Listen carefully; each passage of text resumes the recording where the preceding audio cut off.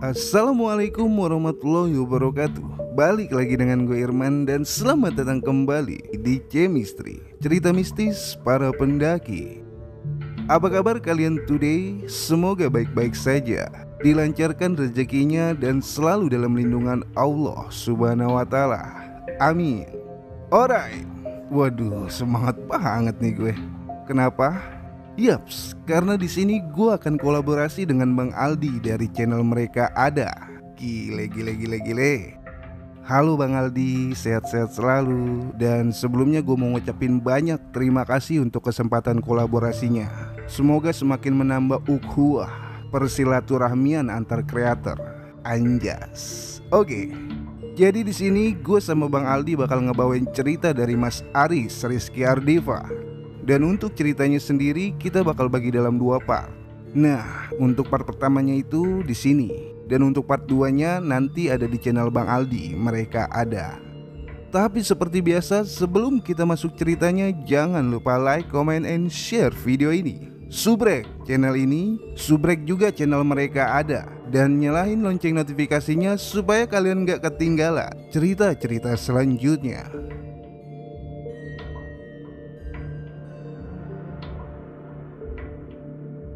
Perkenalkan, namaku Aris. Sore hari sepulang main, aku bertemu teman tongkrongan yang aku kenal di kota susu ketika aku bekerja sebagai buruh pabrik. Dan mulai saat itu kami berteman akrab. Sebut saja namanya Aji, pendaki pro yang jarang mau dikata pendaki. Memang susah untuk ngomongin hal serius kepadanya. Soalnya tipe Aji ini orang yang selengean dan banyak bercanda. 1 tahunan lebih kita tidak bertemu. Kaget aku dibuatnya ketika perjalanan pulang ban motorku bocor. Ternyata dia yang mempunyai bengkel. Perubahan drastis dari yang dulu aku kenal. Tato dan anting yang ia kenakan menambah garang rambut gondrongnya. Namun masih sama saja. Aji yang sekarang masih Aji yang dulu, selengean orangnya. Kami banyak ngobrol kisah lama, menceritakan pendakianku ataupun pendakiannya. Dan tiba-tiba dia mengajak untuk naik ke Gunung Merapi. Tak heran sih kalau dia mengajakku ke sana. Soalnya dulu ketika aku dan temanku naik ke Merapi, dia aku ajak tidak bisa karena masalah kerjaan. Namun kata Aji, pendakian kali ini bukan serta-merta untuk nostalgia teman lama yang baru jumpa. Namun ia akan menemani adik wanitanya yang mau naik pertama kali ke Gunung Merapi. Alasan Aji logis sih menurutku. Walaupun dari tampangnya yang sangar, namun namanya saudara pasti mempunyai rasa khawatir, apalagi wanita. Aku iakan saja, mengingat aku juga lagi nganggur karena korban PHK. Dan lagi dia mengajak serta membayari semuanya, alias mendaki modal dengkul. Beberapa hari berikutnya, ia pun menelponku. Halo, Rumah Sakit Susawaras, ada yang bisa saya bantu? Jawabku. Halo orang lelawaras, bagaimana persiapannya? Jawabnya. Persiapan oke Ji, aku sehat dan alat aman, cuma aku gak punya tenda. Jawabku menjelaskan. Tenang men, semua sudah dipersiapkan. Soalnya teman Tia ada 2 cowok dan 1 cewek, jadi perlu tenda kapasitas 4 dan 2. Terang Aji. Oh, ada cowoknya 2 ya? Alat-alat mereka gimana? Tanyaku lagi. Aman men, alat pribadi mereka sewa sendiri. Kalau yang lain nanti aku sama Tia yang cukupin. Patungannya sudah dibawa Tia kok. Jawab Aji. Oke deh men, siap kalau begitu. Jawabku. Ya udah besok tinggal ke rumah aja. Kita tata di rumahku aja men. Jawab Aji. Siap. Dan telepon dimatikan.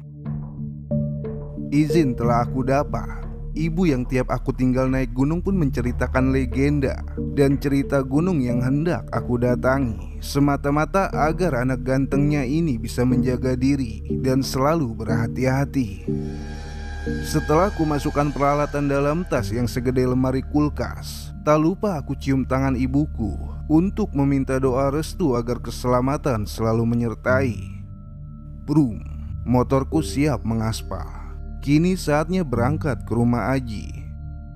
Jarak rumahku ke rumah Aji hanya 20 menit perjalanan. Itu pun kalau tidak kehabisan bensin. Dan setelah sampai di rumah Aji, di sana sudah berkumpul teman-teman Tia. Aji yang mengecek alat-alat yang mau kita bawa menyapaku. Men, kenal ini adikku, Tia, dengan menunjuk wanita muda di sebelahnya. Hai mas, aku Tia, jawab adiknya Aji. Aku Afgan, jawabku sambil nyengir. Afgan dilihat dari Afghanistan men, sahut Aji. Ya, cara ini kulakukan agar kami bisa akrab. Dan setelah itu aku berkenalan dengan teman-temannya Tia. Sebut saja mereka Budi, Eko, dan yang satu wanita bernama Ella. Dengan membisik di telinga, teman Tia yang wanita ini mempunyai kekurangan, yaitu di pendengarannya. Jadi ia juga gagu untuk berbicara dan hanya yang mengerti saja memahami apa yang dikatakan. Tapi juga dijelaskan lagi kalau Ella memakai alat bantu pendengaran. Namun untuk berkomunikasi lebih ke bahasa isyarat dan juga dengan buku saku yang selalu dibawanya. Mendengar penjelasan Tia, aku malah menjadi semangat. Bukan karena kejombloan yang menjadikan semangat mendekatinya, namun aku sendiri merasa bila Ella bisa menjadi guruku. Persiapan alat dan semuanya sudah beres. Perkenalan dan briefing singkat sudah kami lakukan. Ternyata Ella dan Tia satu tempat kerja. Ya, adiknya Aji bekerja sebagai guru honorer di sekolah luar biasa. Hebat dan salut aku ucapkan ke mereka, karena mereka tidak membedakan kekurangan manusia. Semua sama dan semua berhak untuk merasakan indahnya dunia. Sementara Budi dan Eko, mereka adalah teman sekolah Tia. Persiapan Aji pun lebih dari yang aku duga. Tak kurang satupun alat yang tertinggal. Semua tertata dalam 3 tas besar dan 1 tas kecil. Kami hanya membawa 4 tas. Penataan alat kami maksimalkan agar perjalanan nanti bisa bergantian apabila kelelahan menggendong tas-tas ini, mengingat trek di Gunung Merapi berbatu juga licin. Namun aku merasakan siang itu sedikit ada yang mencurigakan. Badanku yang sedari rumah biasa-biasa saja, saat sampai di rumah Aji seperti berbenturan dengan energi yang tidak aku ketahui. Aji yang masih membriefing trek dan jalur yang akan dilalui. Aku pun menyela pembicaraannya bila kalau ada yang bawa barang-barang, pegangan atau jimat semacamnya, untuk ditinggal dulu. Karena kita tidak tahu apa yang akan terjadi dan mengantisipasi sebelum perjalanan ke Merapi. Eko pun menjawab bila ia tidak mempunyai barang seperti itu. Budi juga menyusul dengan jawaban yang sama. Dan Ella menggelengkan kepala menandakan tidak ada barang yang aku maksud. Dan setelah dijawab semua, Aji pun segera memasukkan tas ke dalam mobilnya. Ya, kami berangkat menggunakan mobil milik bapaknya Aji. Selepas sholat zuhur, perjalanan kami mulai. Kami berangkat menuju base camp New Selo. Bismillah, mobil meluncur. Selama perjalanan, Aji menceritakan pengalamannya ketika naik gunung. Bahkan ia bercerita saat menggapai puncak tusuk gigi Gunung Raung. Sama halnya di Gunung Merapi, puncak tertinggi dan ekstrim di puncak Garuda. Untuk menuju ke sana, benar-benar harus menguatkan mental. Jalur terjal, menakutkan, bibir kawah yang menganga, dan jurang yang membentang, serta asap bau belerang yang memusingkan kepala. Bila tidak berani, mending diurungkan. Bila berani, langsung terabas rintangannya. Puncak ini pun yang dulu memakan korban. Ada pendaki yang nekat naik dan berfoto, namun akhirnya terjatuh. Untuk saat ini, kabar yang aku dengar puncak Garuda sudah menghilang karena erupsi tahun 2010 kemarin. Bergantian kami saling bercerita pengalaman masing-masing. Dan tiba akhirnya aku pun bercerita pertama kali ke Merapi. Dan leader kelompokku sewaktu itu meminta kami berdiam tanpa gerak. Ternyata ada seekor ular sebesar pohon kelapa yang melintas jalur. Ceritaku itu pun disahut oleh Budi. Dia belum percaya dengan pengalamanku itu. Aji yang menyetir di sebelahku pun mengamini. Ucapnya antara percaya atau tidak. Selama di dalam hutan, ketidakmungkinan bisa menjadi nyata, yang lalu disahut dan diamini oleh Eko. Selama di jalan, aku pun melirik Ella yang terdiam melihat pemandangan di luar kaca mobil, yang sesekali ia mengobrol dengan Tia. Namun rasa tidak nyaman masih mengikutiku. Sedari saat berangkat tadi, pundakku terasa berat dan nafas terasa sesak. Tanda ada barang atau energi goib yang berada di dalam mobil ini. Aku mendekatkan tubuh ke Aji untuk berkata soal ketidaknyamananku ini sedari rumahnya, dan dia pun menjawab sama sepertiku. Aku kira Aji yang punya pegangan, namun ternyata bukan. Berarti sudah pasti di antara keempat orang ini atau pegangan yang ada di tubuhnya. Semoga tidak ada kejadian apa-apa di perjalanan nanti, jawab Aji. Perjalanan kami pun telah sampai. Kami telah tiba di base camp New Selo. Mobil sudah terparkir dan kami mengeluarkan tas yang ada di belakang menuju warung untuk ngopi dan menanti Aji yang mengisi registrasi. Setelah Aji kembali bersama rombongan, kami beristirahat dan melemaskan otot kaki akibat lamanya perjalanan. Aku yang menatap cantiknya merbabu sewaktu itu disapa oleh Ella. Ia pun menepuk pundaku dan berkata dengan tergagu kalau Gunung Merbabu itu cantik. Aku jawab iya dan ada kisahku di sana. Kemudian Ella hanya tersenyum. Disusul oleh Aji dengan rokok yang menyebul di mulutnya. Ia pun mendiskusikan jam pemberangkatan kami. Aku hanya mengikuti saja bagaimana bagusnya, dan dia menentukan jam 4 sore mulai berangkat naik. Dengan canda dan selengeannya, Aji menyapa Ella. Ya, aku melihat wanita sempurna di hadapanku. Aji si garang pun nampak cair bersama teman adiknya. Aku pun kembali mengamati Gunung Merbabu dari base camp tempatku berdiri. Namun lamunanku sirna di saat Tia datang menghampiri dan menanyakan perjalanan naik. Sepertinya dia sudah tidak sabar untuk melangkah di tubuh gunung ini. Aji pun menanyakan kesiapan dan kekurangan logistik. Setelah semua dirasa siap, pukul 4 sore, kami mulai melangkah meninggalkan base camp. Perjalanan dipimpin Aji sebagai leader. Tia berjalan di urutan paling depan, diikuti oleh Budi, Eko dan Ella. Aku sendiri di belakang bersama Aji. Tak lelah kami menceritakan saat kerja dulu, teman kerja dan hiruk pikuknya sebagai karyawan pabrik. Dari depan, Budi pun menanyakan mitos dan legenda yang ada di gunung ini. Aji pun menjawab sesuai apa yang dia ketahui, dan banyak diceritakan warga di Gunung Merapi. Bila gunung yang kami datangi disakralkan, bahkan benar-benar dijaga turun-menurun dari leluhur. Dari cerita mitologi sampai mitos dan legenda yang menyelimutinya.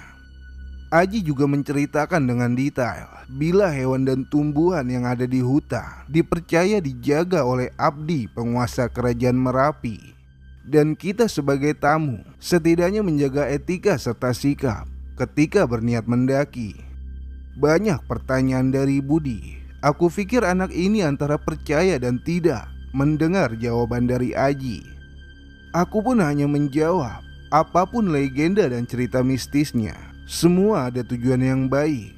Masyarakat sekitar menjaga dan menguri-uri budaya leluhurnya untuk turun-temurun menjaga dan melestarikan. Tujuannya hanya satu, gunung ini memberi penghidupan kepada masyarakat yang mendiami di lerengnya. Tia pun menjawab, walaupun sering erupsi mengeluarkan isi perutnya, Merapi memberi kesuburan untuk warga yang ada di sekitar. Eko yang mendengar hanya menjawab benar. Sementara langkah kaki kami telah di muka hutan, ladang penduduk mulai kami tinggalkan.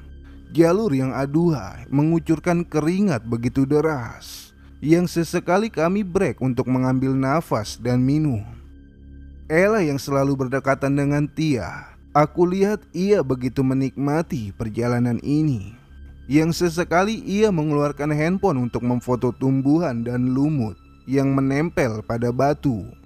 Aji dengan menggendong tas yang paling berat duduk menyender pada pohon, duduk di sampingku. Sementara Budi dan Eko duduk di samping kanan sedikit jauh dariku. "Men, join rokokmu," ucap Aji sambil minta rokok yang aku pegang. "Hidupin sendiri aja sih, ini rokoknya," ucapku dengan menyodorkan bungkus rokokku. "Enggak lah men, join aja, daripada nanti gak habis dimatiin, enakan gini," ucap Aji menyerobot rokok yang aku pegang. Yah, namanya juga Aji, dari dulu hingga sekarang masih sama saja. Dan setelah kami rasa cukup untuk beristirahat, Budi yang kala itu mengajak jalan lagi menandakan waktu sebat telah habis. Saatnya melanjutkan perjalanan. Aji yang aku ajak bergantian, katanya masih strong. Ella dan Tia yang Aji tanya kondisinya, dengan jempol pun menjawab siap, lanjutkan perjalanan. Sekarang yang paling depan ada Budi dan Eko, yang disusul Tia dan Ella. Aku posisi di belakang Ella dan diikuti Aji mengekor di belakangku. Saat ini langkahku di belakang Ella. Dengan tanpa suara, ia menikmati perjalanan, menengok kiri kanan untuk melepas kejenuhannya. Dan tidak berapa lama, pos 1 pun kami tiba. Karena tadi kami sudah rehat, Aji pun menjawab pertanyaan Budi untuk break atau lanjut jalan, dan dijawab oleh Aji lanjut saja.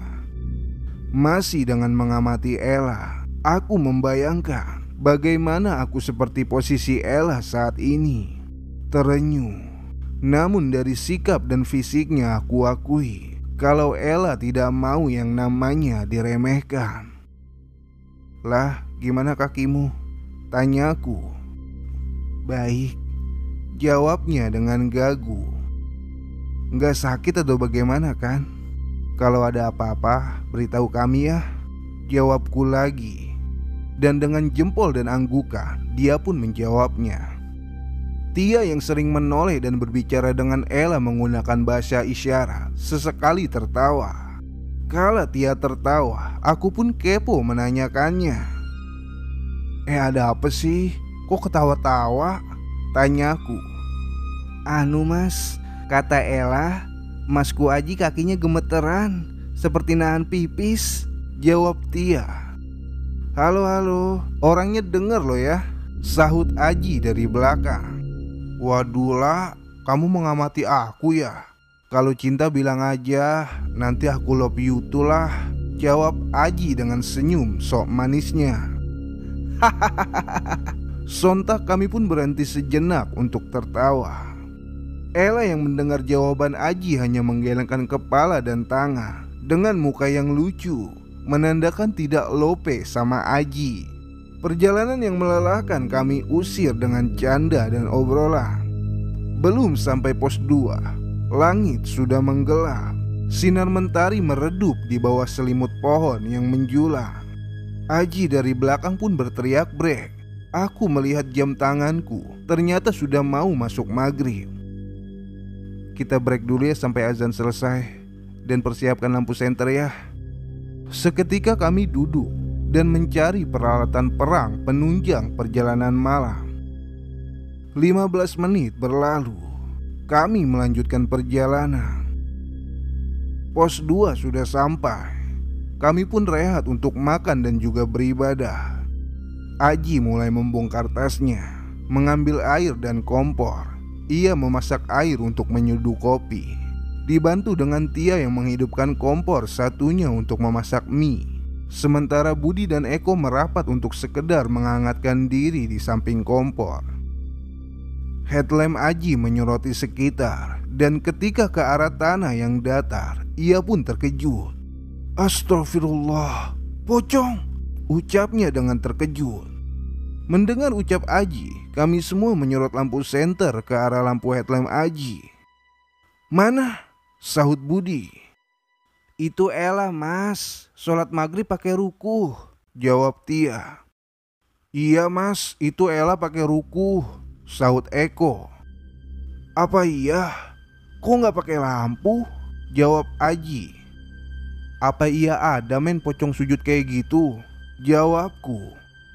Oh, aku kira pocong tadi. Jawab Aji dengan mengusap mukanya. Mas, kalau penakut bilang aja penakut, sahut Tia. Budi dan Eko pun hanya tertawa geli melihat Aji yang seperti cacing karena malu. Shh, adikku yang cantik, jangan buka rahasia dong, ucap Aji sambil mencolek dagu Tia. Ella yang selesai sholat merapat bersama kami dengan melingkari kompor yang menyala. Aku pun tetap saja mengamati gerak-geriknya. Ia seperti menikmati betul perjalanan ini. Tanpa merasa takut, ia sering menoleh ke kanan kiri dan menyoroti sekitar dengan lampu senternya. Ya, dia menikmati kesunyiannya. Sunyi dalam arti tak merasakan bising dari canda dan obrolan kami. Dia memiliki dunianya sendiri. Mungkin sunyinya hutan ini tak sesunyi kala Ella tidak memakai alat bantu pendengarannya. Sementara kopi dan teh yang telah jadi kami bagi di gelas masing-masing. Cemilan yang super banyak yang dibawa Tia dibongkar untuk kami menunda lapar, menanti Chef Aji selesai memasak mie ceplok telurnya. Namun malam itu rasa yang aku rasakan semakin kuat. Energi yang bertabrakan dengan tubuhku semakin kencang menerpa. Aku menengak-nengok mengamati teman-teman pendakianku. Namun tidak ada yang aneh dari mereka. Namun aku curiga dengan Budi. Ia sesekali seperti merapal mantra. Bahkan mantra itu belum pernah aku dengar. Bayangan asap hitam pun keluar dari saku bajunya, melayang ke angkasa dan menghilang. Mari makan bareng men. Pandanganku pun sirna kala suara Aji memecah lamunanku. Mie sudah matang, kami bagi dalam 3 wadah. Aku dan Aji makan berdua. Sambil makan Aji membisikkanku. Men, tadi itu beneran ada pocong. Kamu gak lihat? Ucapnya yang lirih. Enggak men, kan tadi semua langsung menyorot pada satu titik. Kayak begituan mah gak bakalan bisa dilihat banyak orang, jawabku. Aku lihat di sebelah Ella yang lagi sholat.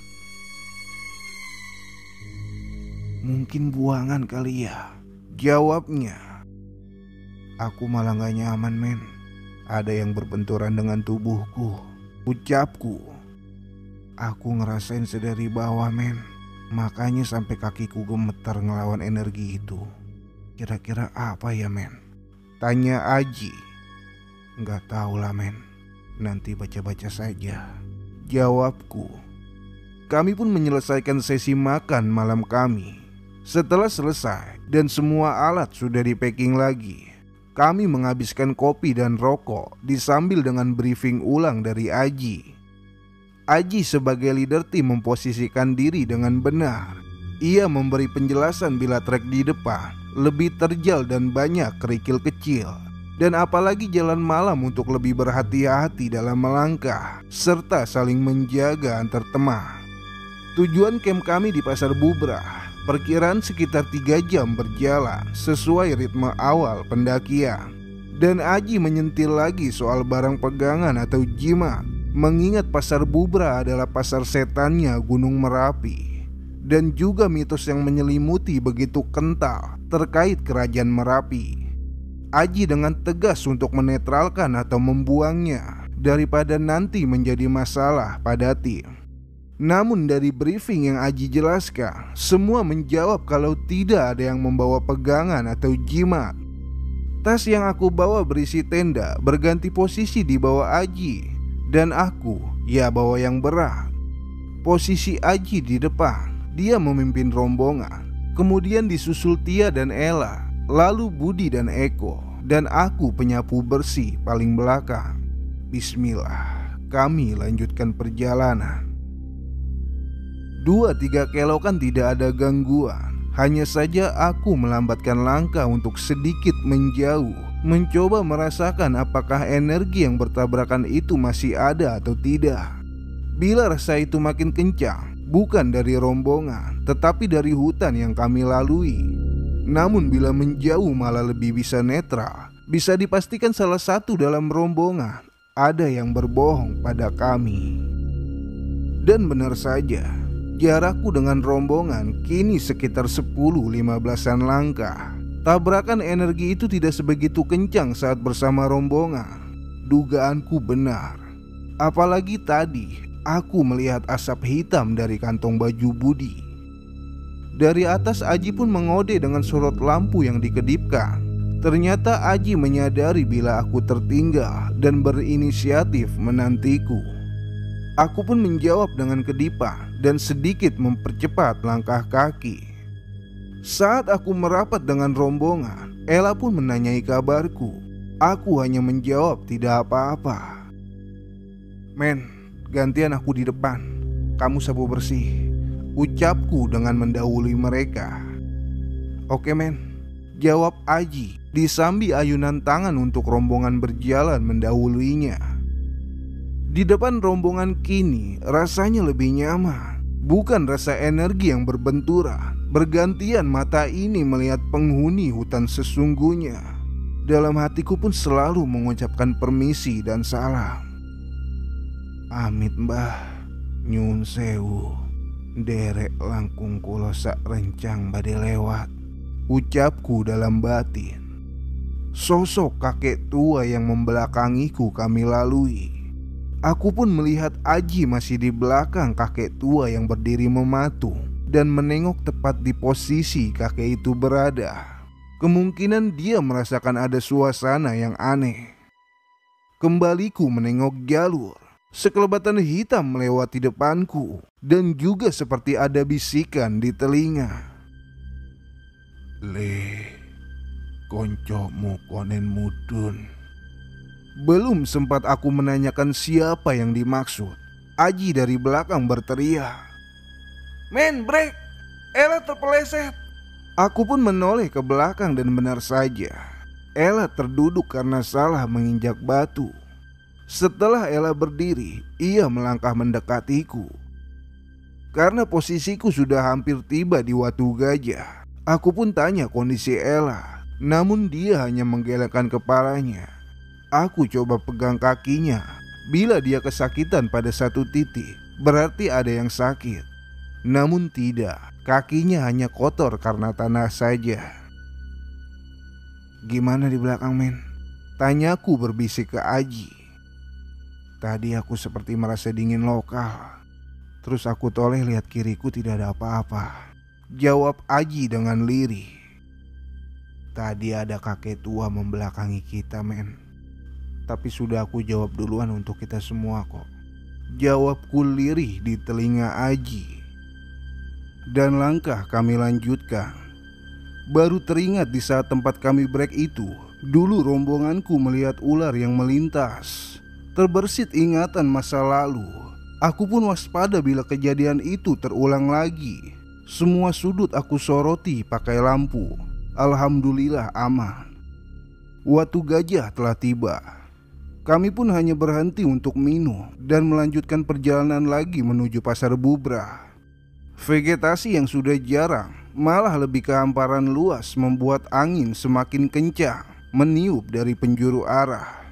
Langkah kami semakin pelan karena bertahan dari tiupan angin dan badan mulai lelah. Pelan namun pasti, alhamdulillah telah sampai di Pasar Bubrah. Tidak ada tenda sama sekali di sana. Aku pun berkeliling mencari tempat yang datar untuk mendirikan tenda. Dan setelah dapat, aku meletakkan tas dan membantu Aji membongkar tas yang berisi 2 tenda. Satu tenda kapasitas 2 untuk wanita sudah dibangun. Ella dan Tia pun Aji suruh mengganti baju dan dilanjutkan memasak air. Di sisi lain aku dan Budi membangun tenda tepat di hadapan tenda wanita. Dan setelah tenda berdiri, Aji menutupinya dengan kain untuk menyatukan 2 tenda menjadi satu, dan teras tenda untuk tempat tas dan juga untuk masak. Satu persatu kami masuk ke dalam tenda untuk mengganti baju. Di dalam tenda pria, kami tak ada rasa malu untuk membuka baju. Men, tato baruku nih, keren kan? Pamer Aji. Filosofi apa yang kamu tuang di badanmu, men? Itu naga apa cacing? Tanyaku. Naga ini, men. Sebenarnya sih mau tato cacing. Kalau aku gemuk, tatonya kan bisa jadi naga. Jawab Aji yang selengea. Dan Budi yang melepas bajunya. Dia terlihat memakai kalung yang dibuntal kain hitam. Apa itu, mas? Tanyaku. Ini pemberian dari Mbak, mas. Dari kecil aku pakai ini. Jawab Budi. Maaf ya, mas, aku pegang dulu. Ucapku sembari memegang kain yang membungkus. Dan benar, ada energi. Namun berbeda dengan yang aku rasakan sedari tadi. Mas, kenapa gak jujur saat tadi di rumah Aji? Tanyaku dengan sedikit membentak. Ini bukan pegangan atau jimat kok, mas. Aku kalau melepas ini aku bisa. Belum selesai Budi menjawab, Tia yang di luar tenda memasak air seperti ketakutan. Mas dengar gending gamelan? Aji yang mendengarnya membuka pintu tenda. Aku pun langsung keluar tenda. Di luar tenda hanya hamparan pasir dan batu yang terlihat jauh di bawah sinar lampu kota yang bisa aku lihat. Aku pun mendekat ke Tia yang duduk di mulut tendanya. Jangan disebut ya kalau lagi di sini. Banyakin berdoa dan nikmati saja sajian semesta, bisikku ke Tia. Sementara dari dalam tenda, Ella keluar. Ia pun melewati Tia keluar tenda dan duduk di samping batu kurang lebih 20-an langkah dari kami mendirikan tenda.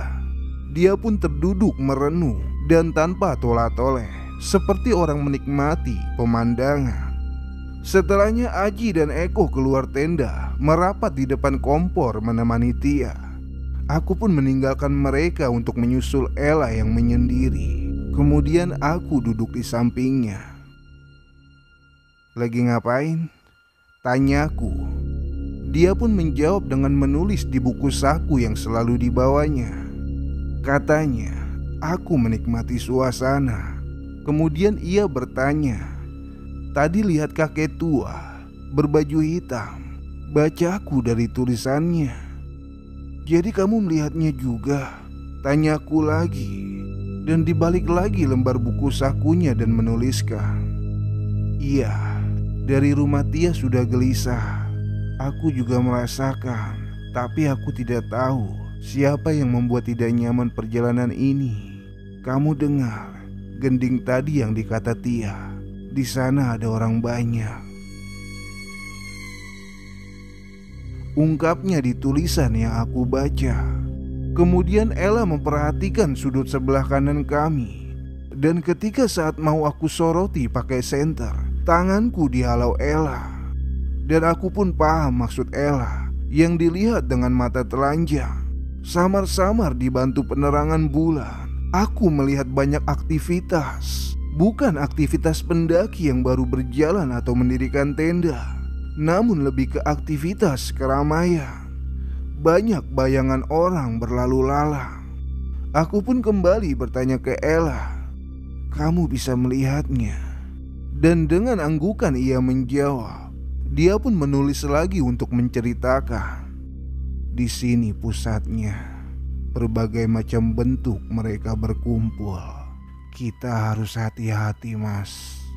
Sembari menyodorkan bukunya, Ella menatapku tajam, seolah memberitahu agar kami lebih waspada.